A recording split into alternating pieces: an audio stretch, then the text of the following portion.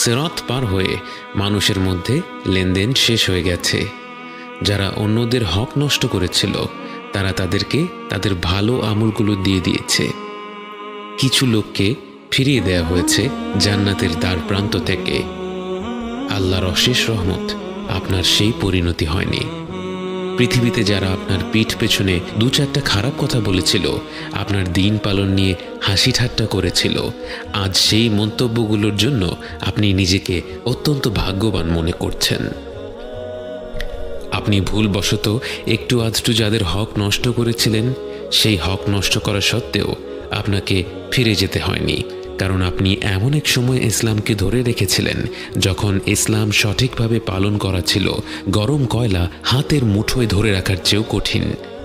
হাজারো মানুষের কটু কথা সহ্য করে সবরের সাথে দিন পালন করার পুরস্কার আজ আপনার সামনে। এরপর এক স্বর্গীয় কণ্ঠ আপনাকে উদ্দেশ্য করে বলে, ইয়া আইয়াতুহান নাফসুল মুতমাইন্নাহ ارجعي إلى ربك راضية مرضية فادخلي في عبادي وادخلي جنتي। সময়ের শুরু থেকে শেষ পর্যন্ত প্রতিটি মুমিন ব্যক্তি জান্নাতের দরজার দিকে ছুটে চলছে। এর মধ্যে উম্মতে মুহাম্মদ সাল্লাল্লাহু আলাইহি ওয়াসাল্লাম কতজন? আপনার মনে পড়ে যায় বুখারীর সেই হাদিস যেখানে রাসূল সাল্লাল্লাহু আলাইহি ওয়াসাল্লাম তার উম্মতকে উদ্দেশ্য করে বলেছিলেন, আমি আশা করি তোমরাই হবে জান্নাতের অর্ধেক জনসংখ্যা। জান্নাতের রয়েছে 8টি দরজা। বাবুস সালাহ খুলে দেয়া হবে তাদের জন্য যারা তাদের সালাত ঠিকভাবে আদায় করত।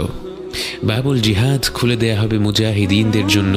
বাবুস সাদাকা খুলে দেয়া হবে যারা বেশি বেশি দান সাদাকা করত। আর রাইয়ান হবে তাদের জন্য যারা বেশি বেশি রোজা রাখত। আল আইমান হবে যারা হিসেব ছাড়া জান্নাতে প্রবেশ করবে তাদের জন্য। আল কাযিমিন আল গায়ব হবে যারা নিজেদের রাগ নিয়ন্ত্রণ করত এবং অন্যদের ক্ষমা করে দিত। এছাড়াও হজ পালনকারীদের জন্য থাকছে বাবুল হজ এবং ঘন ঘন আল্লাহকে স্মরণকারীদের জন্য থাকবে বাবুল যিকর।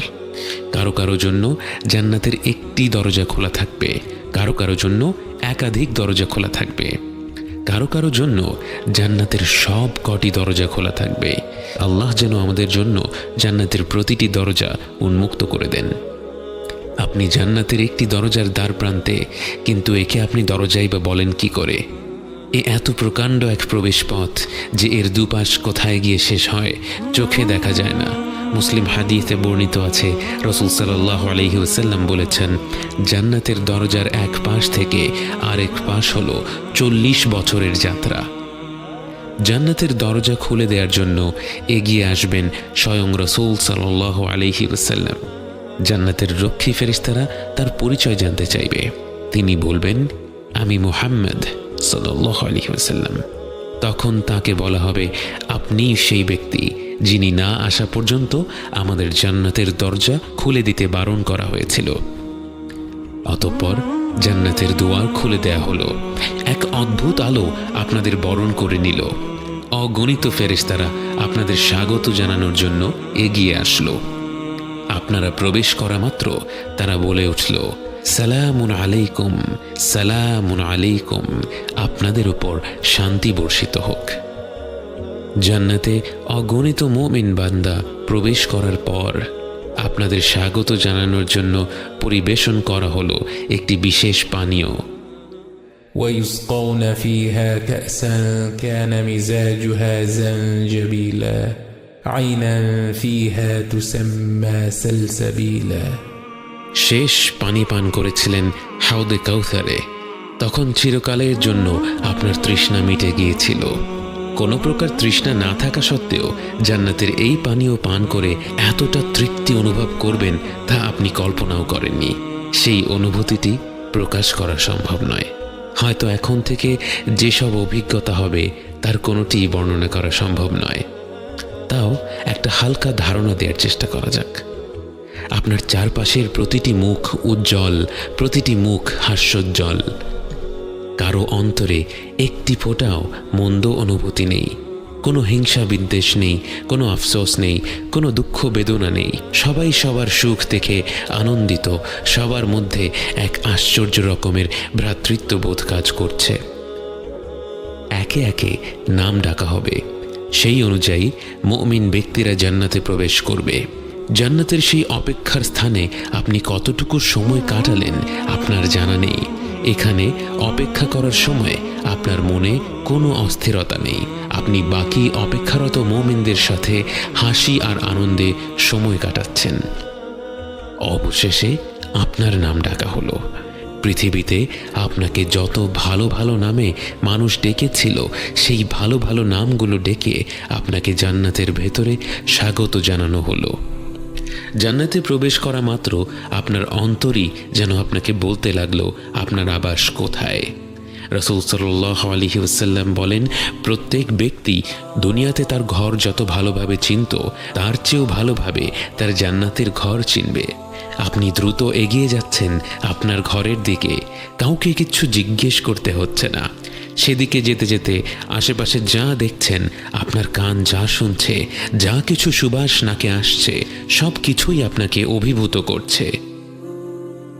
অবশেষে আপনি পৌঁছে গেলেন আপনার ঘরে। আপনার অন্তর আপনাকে বলছে এটাই আপনার ঘর। কিন্তু একে তো রাজপ্রাসাদ বললেও কম হবে। স্বর্ণ আর রূপা দিয়ে নির্মিত এক বৃহৎ ভবন আপনার জন্য অপেক্ষা করছে, যার স্থাপত্য শৈলী বাকরুদ্ধকর। প্রতিটি কোণে কোণে যার নৈপুণ্য, যার নিচে খেলা করছে স্বচ্ছ প্রবাহমান নদী, যে পানির শব্দে অন্তর জুড়িয়ে যায়। চারিপাশে ঘন সবুজ, আল্লাহর প্রশংসা বাণী থেকে জন্ম নেয়া হাজারো গাছে ছেয়ে আছে আপনার ঘর।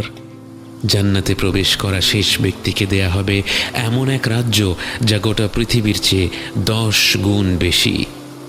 একবার চোখ বন্ধ করে কল্পনা করুন, একটি প্রাসাদ নয়, একটি শহর নয়, একটি দেশ নয়, একটি মহাদেশ নয়, গোটা পৃথিবীর সমান এক সাম্রাজ্য, এবং তার সাথে যোগ করা হলো আরও একটি পৃথিবী এবং আরও একটা, এবং এভাবে করে 10টি পৃথিবীর সমান আপনার রাজ্য। এবং তা হচ্ছে জান্নাতের সবচেয়ে ছোট পুরস্কার। এবং তা তো হচ্ছে পরিমাণের দিক থেকে। মানের দিক থেকে তাকে যা দেয়া হবে তা তো পৃথিবীর কোনো নিয়ামতের সাথেই তুলনা করা যায় না। আপনি আপনার ঘরের দিকে এগিয়ে যাচ্ছেন। আপনার এই রাজ্য পৃথিবীর কত গুণ বেশি বড় আপনার জানা নেই, কিন্তু যেদিকে দুচোখ যায় বিস্ময়কর সব দৃশ্য আপনার মন ভুলিয়ে দেয়। কিন্তু হঠাৎ আপনি থমকে দাঁড়ান।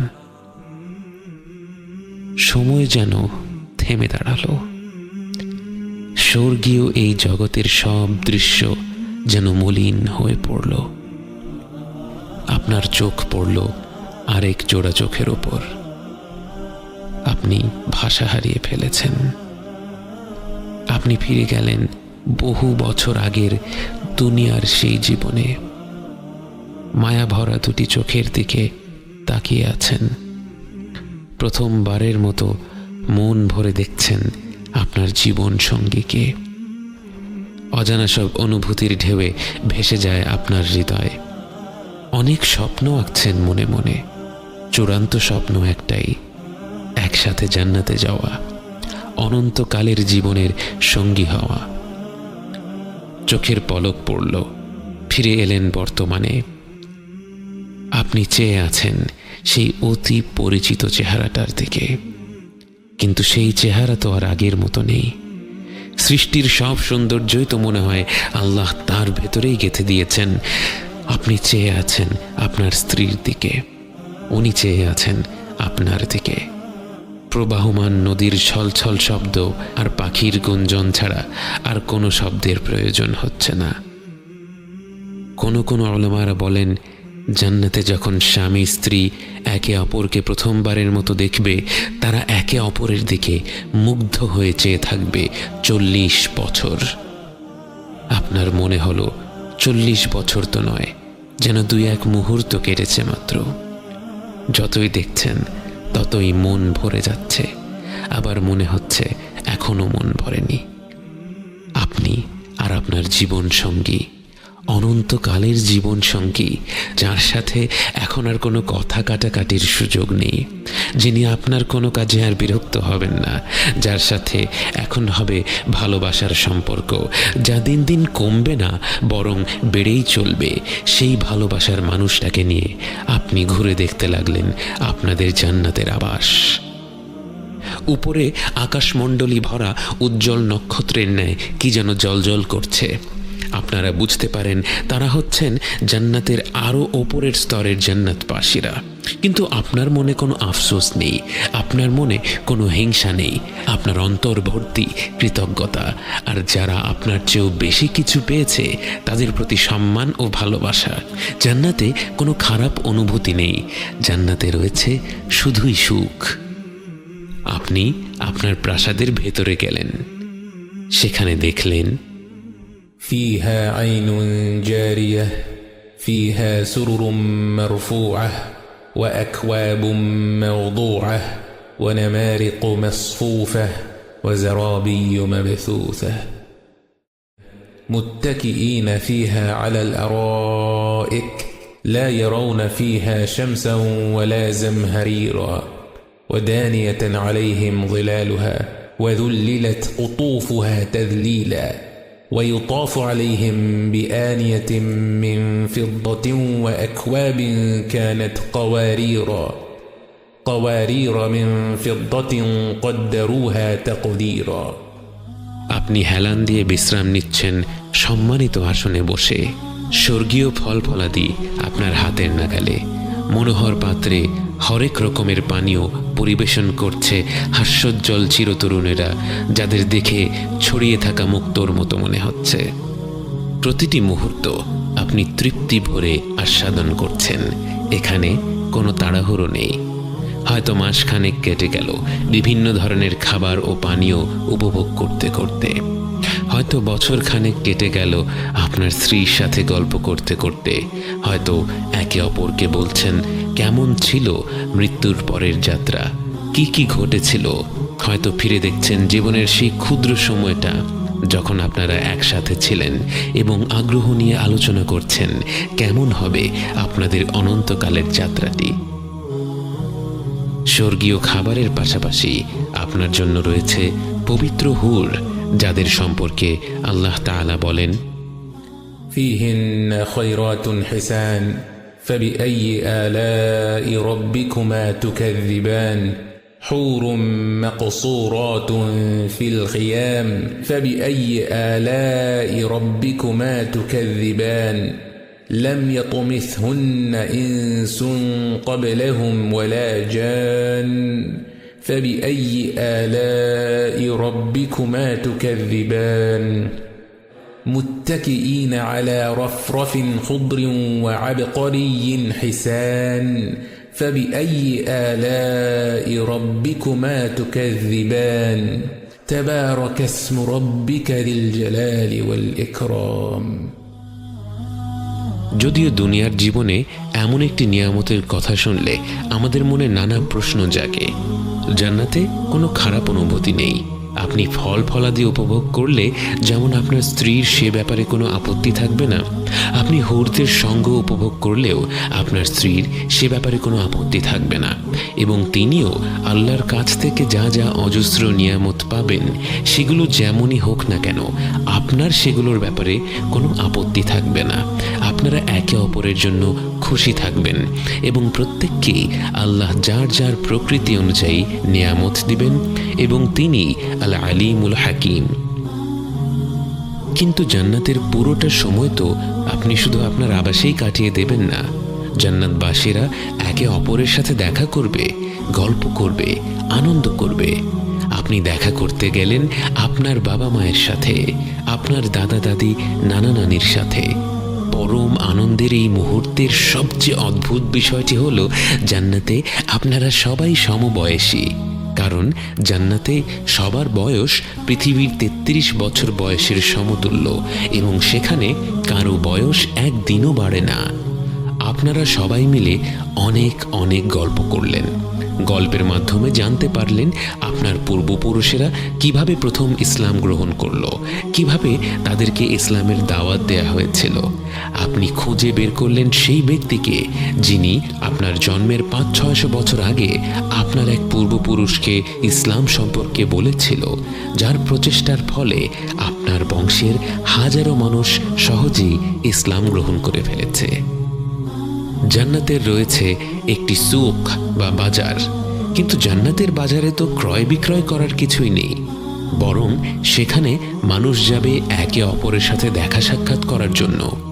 সেখানে আপনার সুযোগ হলো স্বয়ং রাসূলুল্লাহ সাল্লাল্লাহু আলাইহি ওয়াসাল্লামের সাথে কথা বলার।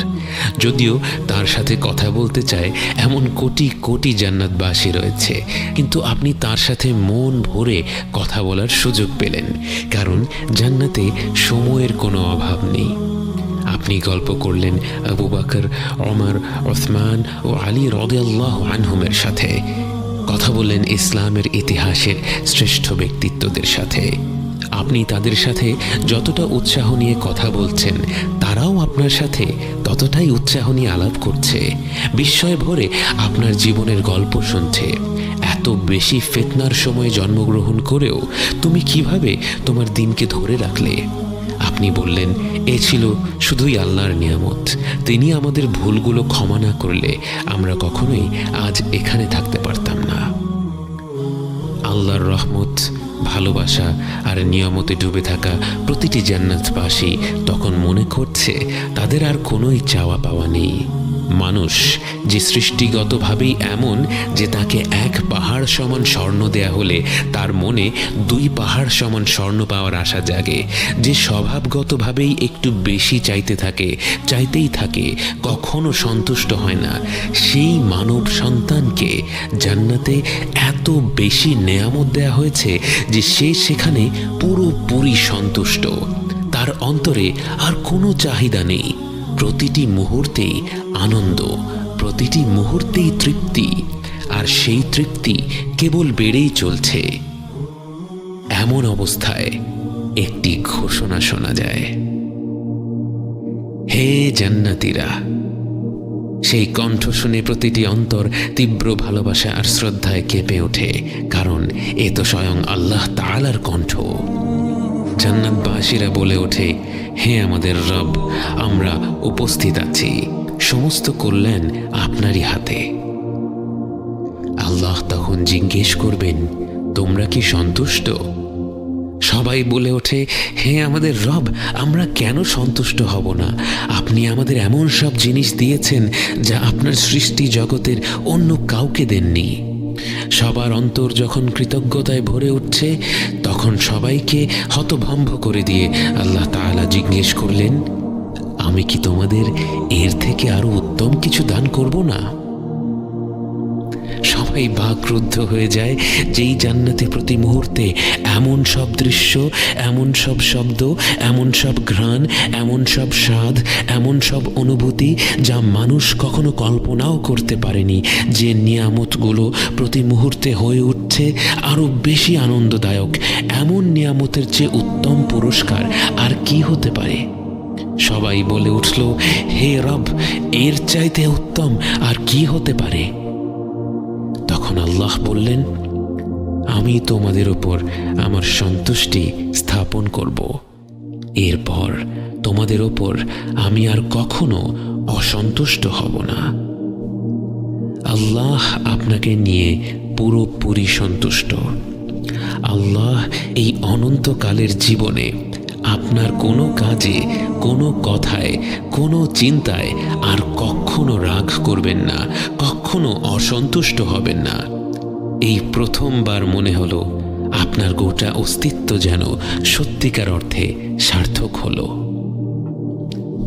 এবং এরপর সেই মুহূর্ত, যার জন্য প্রতিটি আত্মা যেন সৃষ্টি হওয়ার পর থেকে অধীর অপেক্ষায় ছিল, সেই মুহূর্ত, যে মুহূর্ত প্রতিটি অন্তর খুঁজে বেরিয়েছে প্রকৃতিতে, ভালোবাসায়, উদারতায়, ভ্রাতৃত্ববোধে, সৌন্দর্যে ভূমিষ্ঠ হওয়ার পর থেকে প্রতিটি ক্ষণে কিন্তু কোথায় যেন কোনো এক কমতি ছিল তা ঠিক বুঝতে পারিনি। সবাইকে বাকরুদ্ধ করে দিয়ে আল্লাহ তার ও তার বান্দাদের মধ্যে থেকে তার হিজাব উঠিয়ে নেন। প্রতিটি বান্দা উপরে তাকিয়ে দেখছে তাদের সামনে স্বয়ং আল্লাহ তাআলা হাজির হয়েছেন। আপনি আল্লাহকে দেখছেন, আপনি আল্লাহকে দেখছেন, আপনি আল্লাহকে দেখছেন। জান্নাতের যে নিয়ামতের মহাসাগরে ভেসে আপনি এই প্রান্তরে এসেছেন, যে সকল নিয়ামতের জন্যেই আপনি কৃতজ্ঞ, যে সকল নিয়ামত তখনও আপনার কাছে অত্যন্ত প্রিয়, কিন্তু এই চূড়ান্ত নিয়ামত